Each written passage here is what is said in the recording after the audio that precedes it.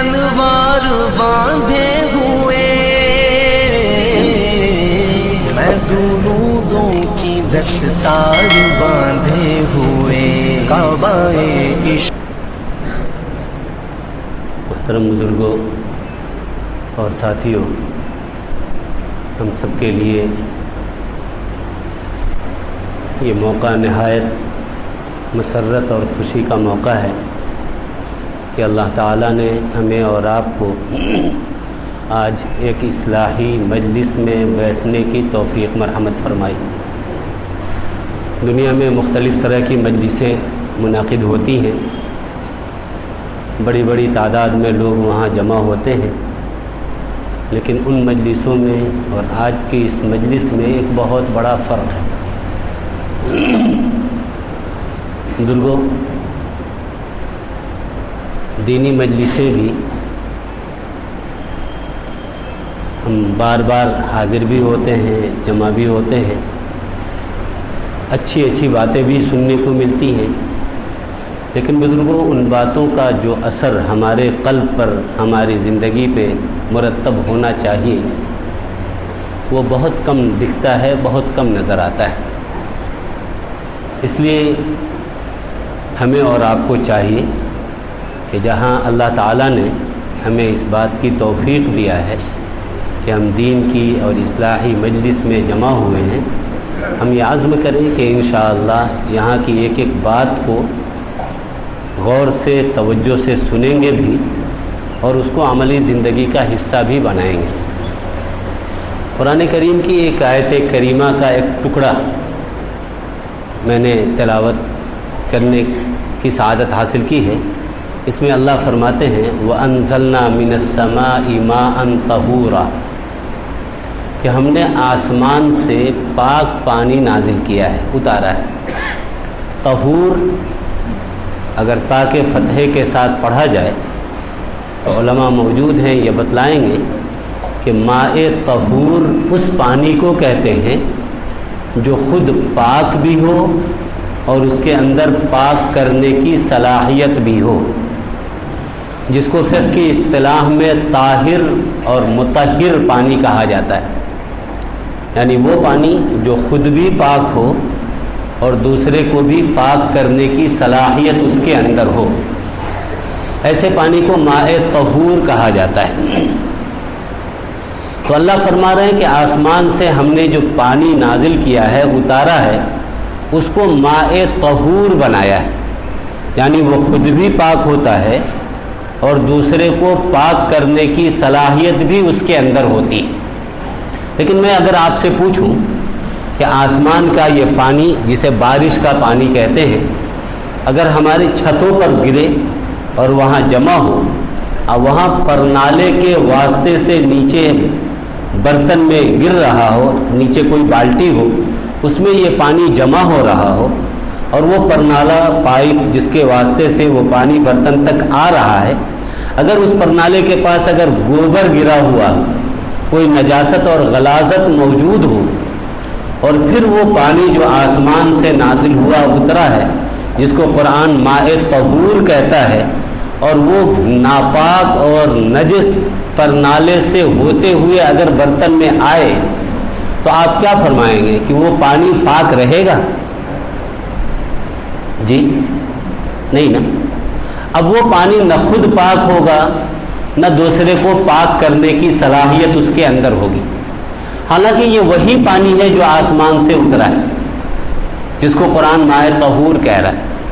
آخر ایسا کیوں ہوا کہ آسمان سے چلا تھا تو پاک، لیکن برتن تک پہنچتے پہنچتے وہ نہیں صرف کہ دوسرے کو پاک کرنے کی صلاحیت اب اس کے اندر نہیں رہی، بلکہ وہ خود بھی پاک نہیں رہا، اس کی جو تاثیر تھی وہ بالکل الٹ گئی۔ بجائے پاک کرنے کے اب اگر وہ پانی کسی کے بدن پہ لگ جائے، کپڑے پر لگ جائے، تو وہ انسان ناپاک ہو جائے گا۔ اس سے پتہ چلا کہ جتنا بھی اچھا پانی ہو، اگر وہ غلاظت سے ہو کر گزرے گا تو وہ اپنی تاثیر کھو دے گا، اس کا جو نفع ہے وہ ظاہر نہیں ہو سکتا۔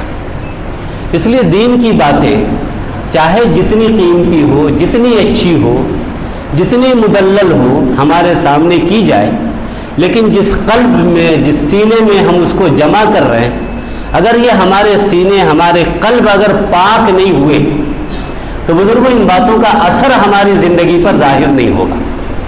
اس لیے ہم اگر یہ چاہتے ہیں کہ اس طرح کی دینی اور اصلاحی مجلسوں سے ہمیں اور آپ کو نفع ہو، تو ہمیں یہ چاہیے کہ ہم صرف اپنے جسم کے اعتبار سے یہاں حاضر نہ ہو، بلکہ اللہ سے توبہ اور استغفار کر کے اپنے آپ کو اس لائق بنا لیں کہ جس دل کے اندر ہم ان باتوں کو جمع کر رہے ہیں وہ دل دنیا کی غلاظتوں سے ناپاک نہ ہو، اس کو پاک صاف بنا لیا جائے، حسد سے، غیبت سے، بہتان سے، جلن سے، بدنگاہی سے، ان تمام برائیوں سے جب تک اس قلب کو پاک نہیں کریں گے، جتنا بھی پاک پانی آئے، جتنی بھی قیمتی قرآن و حدیث کی روشنی میں گفتگو کی جائے، اس کا اثر ہماری زندگی پر مرتب نہیں ہوگا۔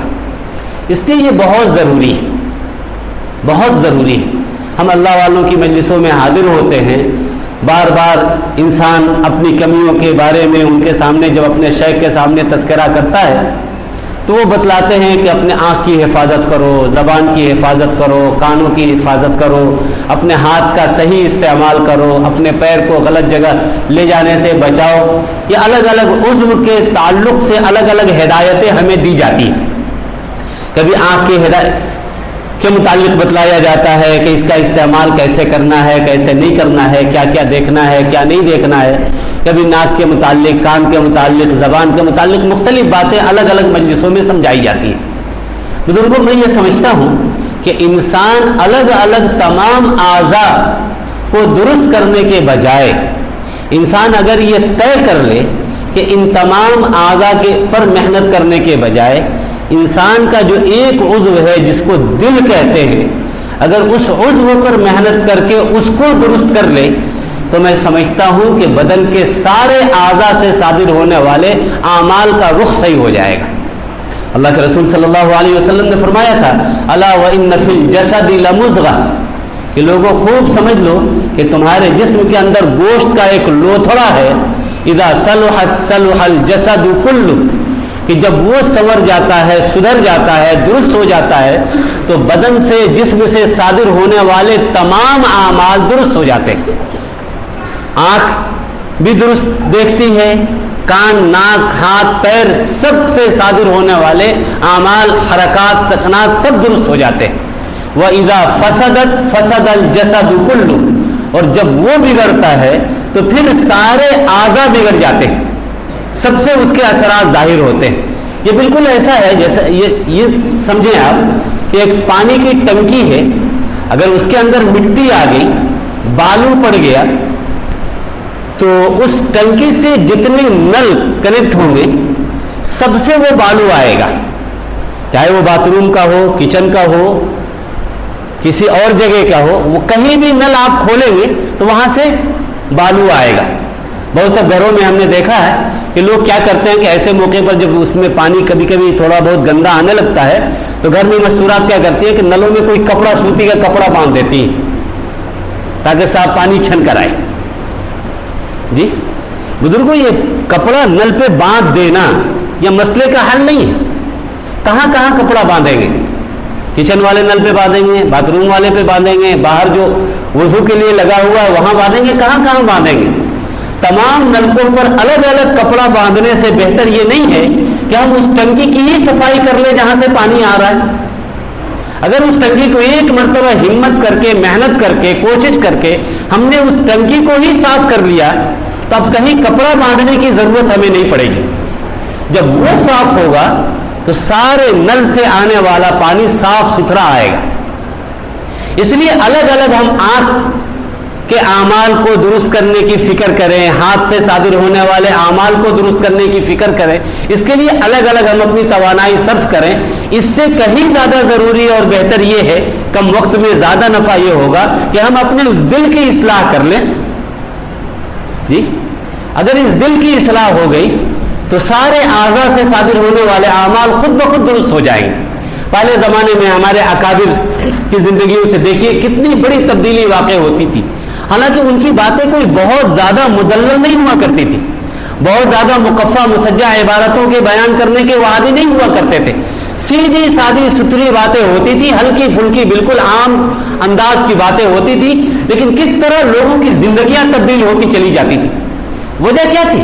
وہ الفاظ کے جادو نہیں ہوا کرتے تھے, بلکہ وہ جس دل سے باتیں نکلتی تھی وہ دل اتنے صاف ستھرے ہوا کرتے تھے کہ وہاں سے جو بات نکلتی تھی اور جہاں وہ بات جاتی تھی وہاں اس کا اثر ہوتا تھا. اس لیے کہنے والے کا بھی دل اگر درست ہو جائے, سننے والے کا بھی درست ہو جائے, تو آپ دیکھیں گے کہ چھوٹی چھوٹی باتوں سے بڑی بڑی تبدیلی واقع ہو جاتی ہے. مغل قوم, جو لوگ حضرات جانتے ہیں مغلوں کی تاریخ کو, جن لوگوں نے پڑھا ہے وہ جانتے ہیں کہ یہ مغل قوم کس طرح ظلمت میں, گمراہی میں پڑی ہوئی تھی. اس پوری قوم کے ہدایت میں آنے کا جو واقعہ پیش آیا وہ کیا تھا؟ یہ دین سے کوسوں دور تھے, تصور نہیں تھا. اسلام دشمنی کے اندر ان کی زندگی گزرتی تھی. لکھا ہے ان کے واقعات میں کہ ایک مرتبہ ایک مسافر تھا, بیچارہ کہیں سے چلتے چلتے چلتے چلتے کسی مغل بادشاہ کے احاطے میں, اس کے حکومت کا جو دائرہ تھا اس کے اندر کہیں سے بیچارہ بھٹکتے ہوئے چلا آیا. اتفاق سے وہ مسلمان تھا. لوگوں نے اس کو پکڑا, کہا کہ تم مسلمان ہو اور یہاں مغل بادشاہ کے دائرے میں, حلقے میں تم آ گئے, تمہاری ہمت کیسے ہوگی؟ یعنی ایک طرح سے وہ اس مسلمان کو اچھوت سمجھتے تھے کہ یہ اچھوت ہمارے علاقے میں کیسے آ گیا.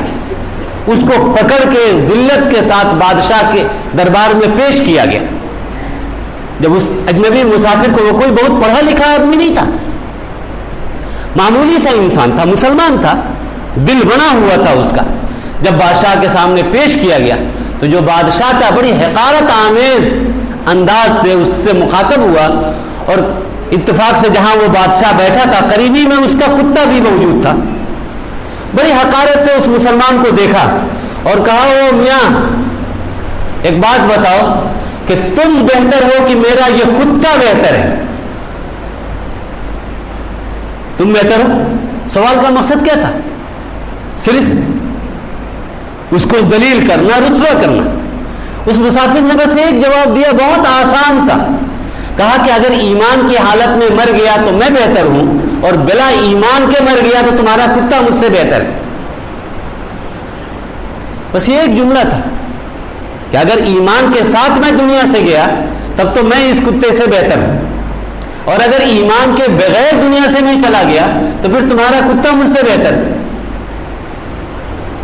اب یہ بات اس کے دل میں لگ گئی, پوچھنے لگا کہ وہ ایمان کون سی چیز ہے جس کے نہ ہونے کی وجہ سے تم کتے کو بھی اپنے سے بہتر ماننے کے لیے تیار ہو؟ کیا ہے ایمان؟ جی ان کو ایک موقع ملا, مختصر الفاظ میں ایمان سمجھایا, نتیجہ یہ ہوا کہ وہ مسلمان ہوا. وہ تو اس وقت مسلمان نہیں ہوا, بلکہ اس نے کہا, اس سمجھ میں اس کے بات آ گئی, اس نے کہا کہ دیکھو ابھی میرے والد باحیات ہیں, اگر میں ابھی اپنے ایمان کا اعلان کر دیا تو شاید والد کی طرف سے ایک دباؤ میرے اوپر پڑ سکتا ہے, اس لیے تم ابھی چلے جاؤ. لیکن میرے والد تو اب چند دنوں کے مہمان ہیں, ضعیف ہو چکے ہیں, جب تم کو یہ خبر ملے گی کہ ان کا انتقال ہو گیا ہے تو ظاہر سی بات ہے اب تک پر میں ہی بیٹھوں گا, شہزادہ میں ہی ہوں, تو بعد میں تم آنا. اتفاق سے کچھ دنوں کے بعد ان کو پتا چلا کہ جو بادشاہ تھا اس کا انتقال ہو گیا. بعد میں آئے تو وہی جس سے مکالمہ ہوا تھا, وہ شہزادہ, وہ نیا بادشاہ بنا ہوا تھا, آیا تو اس نے اپنے ایمان کا اعلان کیا, اور نتیجہ یہ کہ پوری قوم کو اللہ تعالیٰ نے اس کی وجہ سے ہدایت دی. تو آپ اندازہ کریں کہ پوری قوم کے ہدایت پہ آنے کا ذریعہ یہ ایک چھوٹا سا مکالمہ اور چھوٹی سی باتیں بن گئی. آج ہم لوگ نہ جانے کتنے بڑے بڑے علماء کی باتیں سنتے ہیں, ان کی گفتگو قرآن و حدیث سے کس درجہ مدلل ہوتی ہے, لیکن اس کے باوجود جو اثر ہماری زندگی کے اندر اس کا دکھنا چاہیے وہ نہیں دکھتا ہے. وجہ کیا ہے؟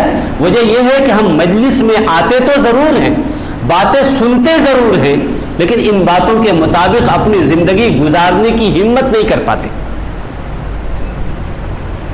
ہمت نہیں کر پاتے جب تک یہ عزم ہم نہیں کریں گے کہ انشاءاللہ اگر یہ باتیں صحیح ہیں تو ہر حال میں مجھے اس پر ثابت قدم رہنا ہے. یہ جب تک ہمارا عزم نہیں ہوگا, جب تک ہمارا عزم نہیں ہوگا, اس وقت تک ہماری زندگیوں کے اندر تبدیلی نہیں آئے گی. یہ نہیں ہو سکتا کہ ہم دنیا والوں کو بھی اسی طرح سے خوش رکھیں، سب کو خوش رکھیں، اللہ کو بھی خوش رکھیں، سب ہم سے خوش رہیں، ایسا نہیں ہو سکتا۔ ہم خدا خواہی و ہم دنیا دوں ای خیال استو محال استو جنو، اس لیے بزرگوں ایسا نہیں ہوتا ہے۔ اس لیے اللہ تعالیٰ نے اگر ہمیں یہ توفیق دیا ہے کہ الہی مجلس میں ہم جمع ہوئے ہیں تو اس کو ہم غنیمت جانیں اور اس کو زیادہ سے زیادہ اپنے لیے نافع بنانے کی کوشش کریں۔ اور نافع بنانے کا مطلب کیا ہے کہ ہم یہ طے کر لیں کہ انشاءاللہ اس میں جو باتیں کہی جائیں گی ہم اس کو توجہ اور دھیان سے سنیں گے اور ایک ایک بات کو حفظ جان بنائیں گے، زندگی میں عملی زندگی کا حصہ بنائیں گے، ہر حال میں اس پر عمل کریں گے۔ جتنا ممکن ہوگا ہم اپنی ذات سے عمل شروع کریں گے، دوسرا کرے نہ کرے ہم تو ہر حال پر اس پر ثابت قدم رہیں گے، جمیں گے۔ یہ ہم اپنا عزم کریں، فیصلہ کریں۔ اس عزم اور فیصلے کے ساتھ جب ہم یہاں سے اٹھیں گے تو انشاءاللہ آپ دیکھیں گے کہ ان باتوں کا صحیح نفع ہمیں حاصل ہوگا۔ اللہ کا بہت بڑا کرم ہے کہ اللہ تعالیٰ نے آج ہم کو جس مجلس کے اندر جمع کیا ہے، اللہ تعالیٰ نے اپنے فضل سے ایک علمی خانوادے کے ایک بڑی عظیم علمی شخصیت حضرت مولانا مفتی اختر امام عادل صاحب دامت برکاتہم، جو دارالعلوم دیوبند میں بھی معین مدرس تھے، سراج علوم میں بھی 1 سال تک آپ نے تدریسی خدمات انجام دیا ہے۔ بہار کے سمستی پور ضلع کے عروہ شریف ایک جگہ ہے، علمی خانوادے سے تعلق رکھتے ہیں، ماشاءاللہ خود صاحب نسبت عالم ہیں، ان کے والد، ان کے دادا، ان کے پردادا، یہ سب لوگ الحمدللہ مولانا برکات صاحب کے سلسلے کے لوگ ہیں، علمی خانوادہ ہے، روحانی خانوادہ ہے، بزرگوں کا بڑا فیض رہا ہے اس پورے خانوادے پر۔ الحمدللہ ہم سب کے لیے یہ مقام مسرت ہے کہ حضرت نے اپنے قیمتی وقت کو فارغ کیا ہے آج کے لیے۔ حضرت موجود ہیں، تشریف لا رہے ہیں، بلوالی انشاءاللہ ان کی باتیں ہوں گی، تفصیلی بات ہوگی۔ آج کی اس مجلس میں میری حاضری بھی حضرت کی باتوں کے سننے ہی کے تعلق سے ہوا تھا۔ حضرت میرے لیے ایک حیثیت سے استاذ کا درجہ رکھتے ہیں، تو آج کچھ سنانے کی غرض سے نہیں بلکہ سننے کی غرض سے ہی حاضری ہوئی تھی۔ حضرت مولانا وسیم صاحب کے حکم پہ تھوڑی دیر کے لیے میں یہاں بیٹھ گیا، اس لیے آپ حضرات سے یہ میری گزارش ہوگی کہ آپ حضرات یہ طے کریں کہ انشاءاللہ جو بھی بات حضرت کی ہوگی، ماشاءاللہ بڑی علمی قیمتی باتیں ہوتی ہیں، تو آپ حضرات یہ طے کریں کہ حضرت کی باتوں کو ہم توجہ سے اور دھیان سے سنیں گے بھی اور اس کو اپنی زندگی کے اندر داخل کریں گے۔